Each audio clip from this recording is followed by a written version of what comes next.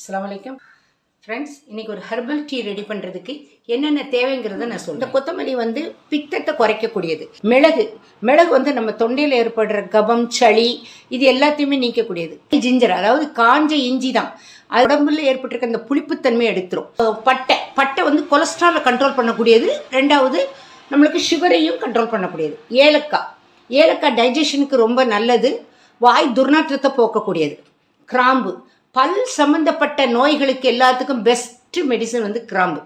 இது எல்லாத்தையும் மிக்சியில் போட்டு இந்த மாதிரி கோஸை பவுடர் பண்ணிக்காங்க. இந்த பாருங்க, இந்த மாதிரி இருந்து ஒரு டீ ரெடி பண்ணி உங்களுக்கு காட்டு. 2 பேருக்கு தேவையான டீக்கு 2 டம்ளர் தண்ணி ஊற்றியிருக்கேன். இது நல்லா கொதிக்கட்டும். 1 டம்ளருக்கு 1 ஸ்பூன். இப்போ நம்ம 2 டம்ளர் போட்டுக்கோம், அதனால் 2 ஸ்பூன். என் சேனலை மறக்காமல் சப்ஸ்கிரைப் பண்ணிடுங்க. இது கொதிச்சிட்டு இருக்கும்போது டீ விருப்பப்படுறவங்களா இருந்தால் டீ எடுத்துக்கலாம், காஃபி விருப்பப்படுறவங்களா இருந்தால் காஃபி எடுத்துக்கலாம். இப்போ இதுக்கு வந்து நமக்கு ஒரு 1/4 ஸ்பூன் தேயிலை போதும். ஏன்னா ஏற்கனவே இது மூலிகை தான், அதனால் இதுக்கு தேயிலை சும்மா ஒரு இதுக்காக போடுறோம். நம்ம டீ சாப்பிட்ட ஒரு சாட்டிஸ்ஃபைடு ஆகணுங்கிறதுக்காக 1 டம்ளருக்கு நான் 1/4 ஸ்பூன் தான் போட்டிருக்கேன், போதும். இப்போ இது கொதிச்சுக்கிட்டே இருக்கட்டும்.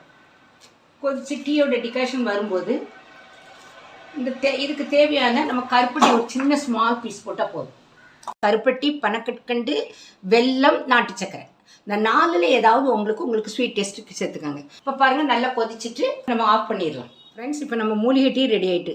இது நீங்கள் காலையில் 1 டம்ளர், சாயந்தரம் 1 டம்ளர் நீங்கள் தாராளமாக குடிக்கலாம். காஃபி டீ அவாய்ட் பண்ணணும், பால் அவாய்ட் பண்ணணும்னு நினைக்கிறவங்க இந்த மாதிரி டீ போட்டு சாப்பிட்டு பாருங்கள். ரொம்ப நல்ல ஹெல்த்தியான ஒரு இது, நல்ல மருத்துவ குணங்கள் நிறைந்தது, உடலுக்கு ரொம்ப நல்லது.